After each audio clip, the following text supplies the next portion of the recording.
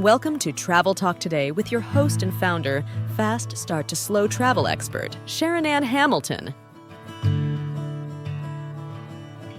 Good morning. This is Travel Talk Today, here to talk with you about what do you do with your home when you decide to travel, to slow travel for 1 or 3 or 5 years. And here to teach us is Kathy Jackson, who's one of the foremost real estate agents in San Diego County. Kathy, welcome. Hi, thank you for having me. So you have a lot of experience in people who are moving in and moving out, but I want to talk about moving or the decisions that we have to make when we decide to slow travel. We may go off for a year and then decide to spend 5 years, but what do we do with the house we leave behind? What are our options? Well, there are many options for what you can do with your house. If you're going to travel, let's say you're going to go for half all kinds of options, but one thing for sure is it's probably good not to leave the house empty. It's because that's a consideration also. Just because things can happen, whether it's a potential break-in, that can happen because people might know if it's been vacant for a long time. How do they know that? They might monitor, once in a while people, if someone's in the neighborhood and they're watching carefully how much activity is going on around the house. I would say, trash cans also. That's a definite way to monitor. If they're seeing no activity there, they're not seeing any trash cans being put out or people walking out of the house. That's a sign that the house may be vacant for quite a while. It's kind of an invitation, isn't it? One of my friends who up here in Washington, across the street from her, the neighbors were gone for several months. And when they came back home, they came to the front door, put their key in the front door, and it didn't work. The front door key didn't work. And they got to looking at it and they knocked on the door and somebody answered their own house door. A whole family of adults had moved in there. There were like 6 people living in their big, beautiful mansion. And no one around had noticed that there was anything bizarre about all these people living there. They had the art of camouflaging too. It took a long time and a lot of legal things to get them out of the house. So I hear what you're saying. Don't leave your house empty. That's a squatter type of activity where somebody could just move right in, and there's certain laws that can protect people in that situation. And I don't know all those laws, but it's just you don't want to have the house looking vacant for sure. And not only that kind of activity, but also, what if a pipe broke and all of a sudden your house gets flooded, or there's an electrical fire? So really good to get someone to sit in your house. What are your options for your home when you go slow traveling? Slow traveling. There's really a ton of options, tons and tons of options.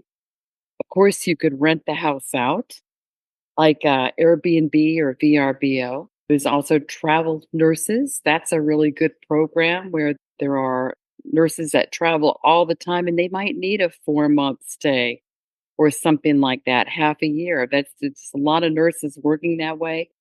And I understand that the pay is pretty good for the rental, depending on how large the house is. If it's a smaller size and it's a traveling nurse, it's some good rental with that. So that's definitely an option for you. Also, there are sabbatical boards, if you call it that, where like at a university or something, if there's a traveling staff or professor and they want to exchange houses, they might want to put their house up on that board and say, hey, you want to consider staying at a house for a sabbatical. Ours is one, whether we trade or not, whether that person trades or not, it's an option. You get your house filled up. I don't know. I really don't know if there's a fee or not with that, but at least your house is filled and you get the option of staying somewhere, I would think. So you could stay close to a university for example, in Europe for the same amount of time that you're giving up your home here in the States. So that's a pretty cool exchange That because really is. lodging is one of the very most expensive things that happens when you slow travel. If you have to pay a nightly fee to a hotel or to an Airbnb or even to a private party, if you have to pay a nightly fee, it's going to cost you a lot of money out of pocket, at least $200, $300 a night at the minimum. If you're resort traveling, that's totally different because it goes on up from there. But if you can stay for free because you've used your house as an asset for exchange, that's a great possibility. Wonderful possibility. It could cut your travel cost in half, I would think. Yeah. Maybe even more. Well, you've done that a lot, haven't you? Yeah. We traveled for almost, I think 330 days in Europe. And we ended up only paying for 4 nights during that entire time. And we figured a minimum savings of $50,000. So $50,000 buys a lot more travel. That's a lot of money for travel or anything. That's a lot. It's like a large chunk. Yeah. So you made good use of that, it sounds like. Hey, and here are a couple of other ideas also for how to make some money while you're gone is also my train of thought here. You could do a short-term rental. You could do, let's say, getting a good property manager is a good idea. You want to get some references and get someone who's qualified in that. And not everybody does that. Like I wouldn't necessarily recommend as a realtor myself. I don't do rentals. You got to make sure the person that you're hiring really knows what they're doing with that. It's a whole skill set, isn't it? I think it is. I think it's a different skill set, and it's also getting the right tenant in there and interviewing the tenant and having some safeguards with the paperwork, the interview, and things like that, references. So, getting a good short-term rental person, leasing agent, Mm. be good. Have you ever thought about the possibility of renting some storage space out? Now, I don't think this would necessarily help you with the look of the vacant house type thing, but I mean, you might have two things to do. You could get someone in like a short term rental, whether it's a nurse or just someone that needs short term from a company, a corporate type rental. That's another one that's a good type of a rental option, along with Airbnb. But the short term rental people might even be better for the longer length of time. But rent out your garage if it's cleared up enough. Make a little extra money if somebody wants to put their camper in there or a boat or just some extra stuff. Be able to make a couple $100 extra a month, right? Yeah. So one of the questions that I get when people are considering long-term and slow travel is, what do I do with all the stuff that's in my house? Now, you, Kathy Jackson, you are a minimalist. So in no time at all, you could whip all the things that you hold dear, put them in a small box and tuck them in your son's garage, and then that would be it. But most of people are like me, and we have collections, not collecting things like Hummel plates, but I'm talking, we gather things that we think are necessary. We have the kitchen toys that we need, the special blenders, and we have things in our home office. And then we have my entire video set up in my home office and a printer and some storage space for other things that I need. And my things in my closet. I have a closet that's a master closet and it's stuffed full of things. So what do I do with all my stuff? One idea I've heard is just donate it all and start all over again in 5 years when you come back. What do you think? Yeah, that's an option. And you've even purged some things before. I have too. Once in a while, I go in phases where I want to streamline a little bit more. It's like, oh, I don't need this necessarily. You could just purge, or you could take things and just box them up like you're moving. So if you're going to have someone in your house, and hopefully you've got enough space in your garage or a shed or something like that, just pack it up well. Get it out of the way because nobody wants to stay in a house where it's really cluttered. Um, Also, another thing is like, let's say the kitchen. That's an important area. Like for an Airbnb or any kind of person renting your place, they want a kitchen that's not too cluttered, that's got usable items in there. That's an area I would really concentrate on and just eliminating a lot of extra glasses or pans, put them in a box or give some away to Goodwill if you want to streamline that kitchen area. A lot of times I'd see pictures of people's homes for short-term rentals or Airbnbs, and they have all this. They have a coffee maker and a blender and a toaster and an oven and a microwave all sitting on the counter, and it makes it look small and it makes it look so cluttered. It's not even inviting. But also, I see pictures of houses that have absolutely nothing on the counters. And to me, it looks cold and uninviting. So where's the happy medium with that? Personally, I don't keep any machines on the counter. I put them in the cupboards above or below and take them out when I use them and put them back when I don't. And then I have some decorating things on the counter for interest. That's a wonderful question. And, some ideas you can get is from, for example, even on YouTube, looking at cooking videos, you could see how things are decorated just to get an idea. But yeah, you're absolutely right about the big appliances. I Mhm. would leave the coffee maker out, probably.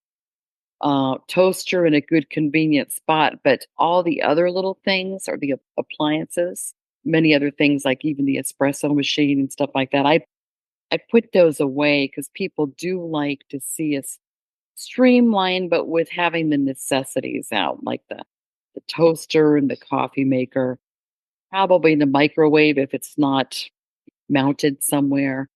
Want to have that out. But yes, very good question. I know with my kitchen, it's small enough that if I had much out at all, in fact, I gave away my Instapot and what's the other thing called? It's not a toaster oven, but it looks like the Instapot, but it's not. Anyway, they're a pretty good size. I got rid of those Yeah. actually. I don't want to have them. I don't want to make the room for them.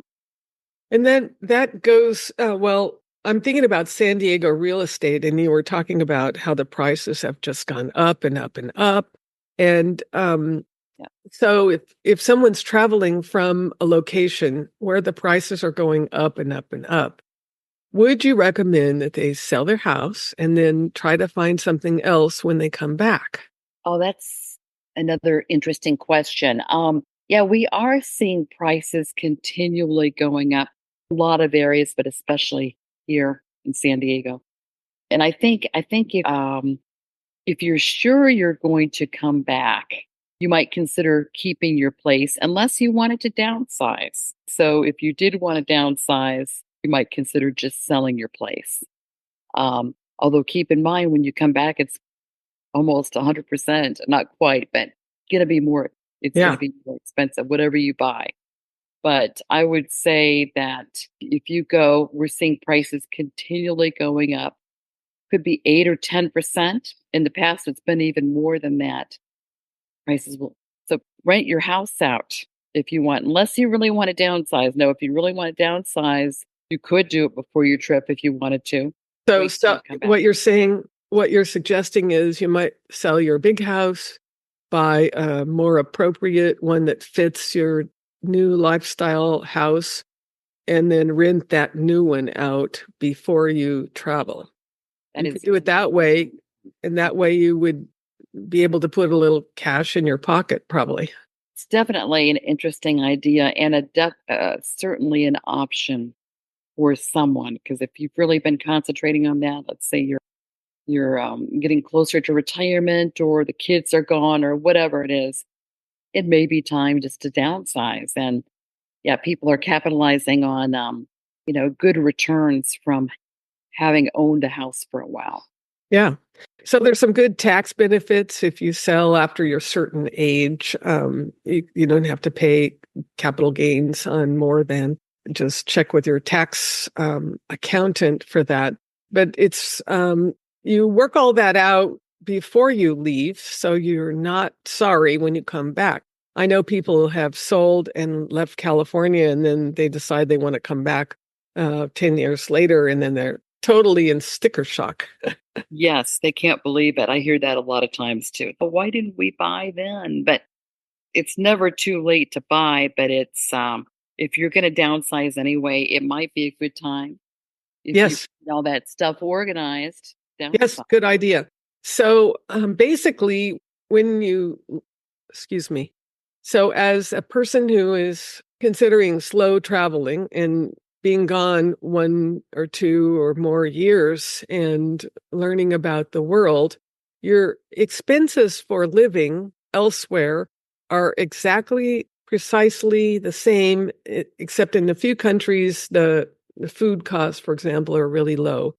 So whether you're gone or whether you live at your home, the expenses, except for your house mortgage or rent, are exactly the same. So you buy food, whether you're in Paris, England, or America, you buy the same amount of food and you cook similar things, probably. You might have a little bit more dining out experiences when you travel. You will have transportation expenses. So at home, you have your car, but often there's a car payment. Sometimes you're done with the car payment. So the transportation you have, depending on where you go and stay. If you stay in a city in Europe, you're not going to probably want to have a car. This sounds odd, but people in Europe, many people don't own cars. They use public transportation. And the trains and the buses are wonderful. They hook you up for all of the sites that you want to see. And so that might be a little bit more, it'll be different. That'll be your part of your adventure, is to figure out how to do that. And then your medical insurance will be the same. You have the same cost. And if you travel overseas, the recommendation is to make sure your medical insurance covers wherever you go, or pick up some medical insurance that covers globally. So it's doesn't really cost as much as people think it does to go live in Europe for a year. Did you ever, at one point when you were over in Europe, did you ever think about just living there full time? Did you give thought to that? I did, but Dan didn't. So you have to be in agreement with your spouse. That's true. But we were there during COVID, so it was a whole different experience. I bet. But that's interesting that you found that your expenses were quite similar. Yeah. Of and you did the pet sitting, didn't you? Yeah, we did. Yeah. And mention that. That's a great house sitting. As a matter of fact, that brings up I have a friend who teaches people how to find luxury houses to sit. And what she said, and I think it's true here, I haven't read the contracts yet, but if a home, let's say on the coast of Spain, is a second home for a wealthy person, and these are the kinds of things that are available when you know how to get them. That's one of the things that I teach in my class, is how to get these. But anyway, what she said is that if there's a problem, like you were talking about, the pipe was leaking and caused a flood in the house, it has been empty for 30 days or more, insurance doesn't cover. Oh, God. How's that for shit? Yeah. Ow. That is something. And I haven't read my insurance policy here because I haven't wanted to be away from this house for 30 days since we've owned it. But it's a good thing to check on your own home if you're thinking about leaving it empty because you don't want to move out of it to use it for a rental. Pretty devastating. That would be devastating, and it could easily happen. Something like that could happen. So all the more reason to have somebody stay in it or rent it, right? Either one. Yeah.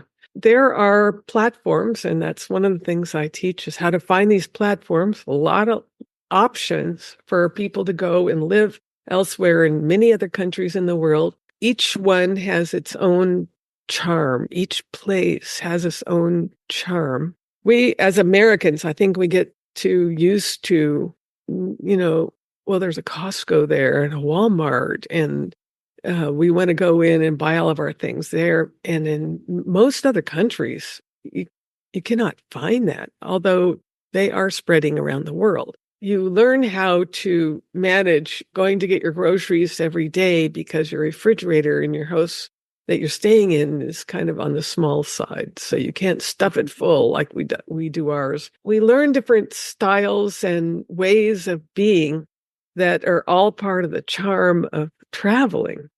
I feel like I'm a European buyer of groceries already just because I go sometimes several times a week, just enough for the meal. I know it's not very good planning. I do know that, but I can see that that's how I've heard that from you and others that that's the way to shop.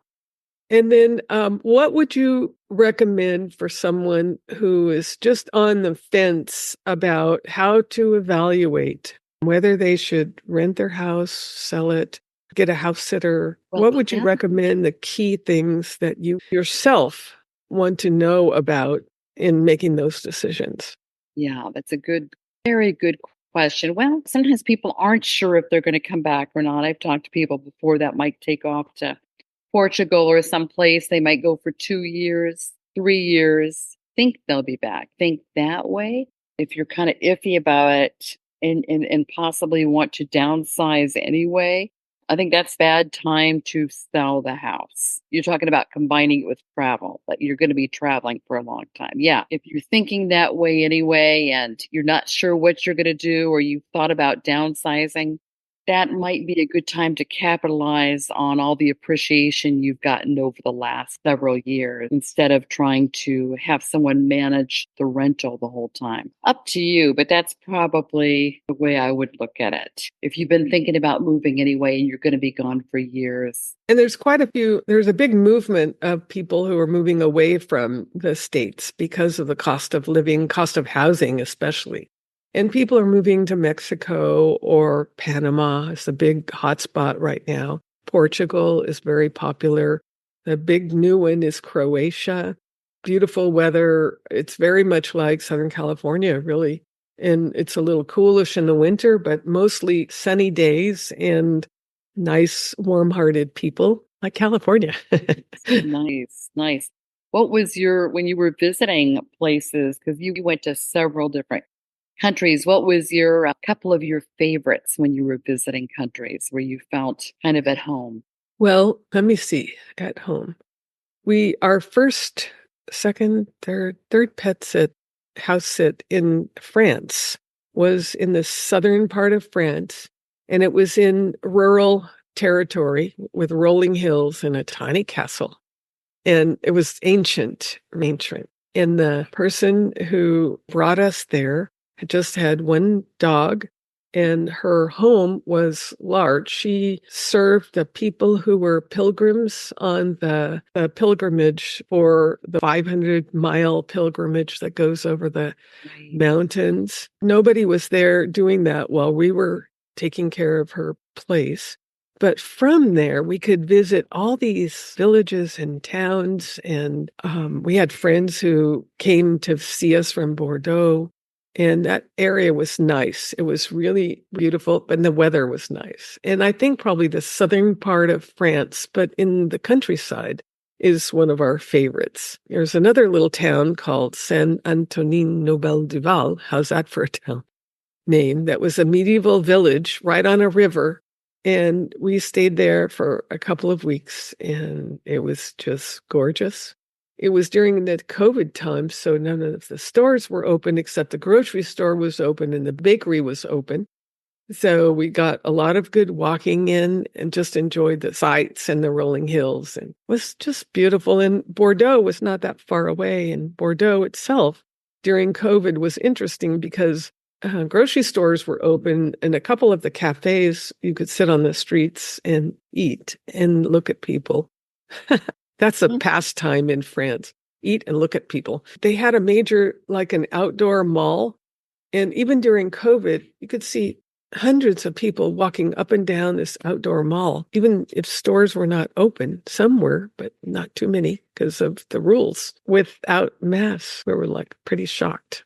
People were walking around without masks. So in different countries, it took a while to get people on board with the masks for sure. People saved some money at that time, didn't they? Yeah. If they didn't order online or something. Yeah. That's right. So one thing that's on my list is Portugal. I hear that it's really beautiful and it's like California was 100 years ago. I'm going to go look at it. So That sounds really nice. I'd like to go there too. What about Brazil? Have you been there? no, I have not been to South America below Costa Rica. It was gorgeous, gorgeous, gorgeous. So on your wish list, I know you have grandkids, so it's kind of hard to be away from them for a while, but do you have a trip planned? Oh gosh, I do have grandkids and I've got one more coming soon. Excited about that little guy. I don't have a trip soon, but I'm thinking, and I'm thinking about, I did just go just to Chicago. That was just a short, trip within the US, but I'd like to go to Portugal, Brazil. I went to Hawaii earlier the year. Loved going to Hawaii, even though that's in the United States. Loved it. I always kind of like countrysides. It's a little bit of a preference, even though the culture of a larger city is fun too, and the foods and all that. But really enjoyed Hawaii and seeing the volcano monument. Uh-huh. Pretty neat, and some of the beautiful coastline. So I'd say next time, I've loved Italy in the past when I've gone to Italy, like Tuscany and Cinque Terre, Rome. I would love to go back there, even though there's other places I could certainly go see. So Yeah. when the time is right, I'll make some plans and do that. Yeah, take your grandkids with you. One of the best educations you can give your kids and grandkids is taking them traveling with you. Some of the people's questions that I get when we talk about slow travel is, well, what about my kids? Well, I say, what about them? Well, they go to school. And I go, what better school is there Oh, you're than right. travel? Than travel. To miss anything that they can't catch up on. And bringing them for 6 months on the road or a year on the road is not going to put them back, but it's going to put them ahead because chances are they'll be picking up other languages, and that's really great for their brain development, no matter what the age is. And there's all kinds of benefits that I know of when people travel with their kids that they had never even considered. We ended up taking time off and our son out of school, and we went off to Greece for several months. And he had to speak Greek because he had a friend, was just about his age, and they played at the beach all day long. So he's picked up Greek in just very short amount of time.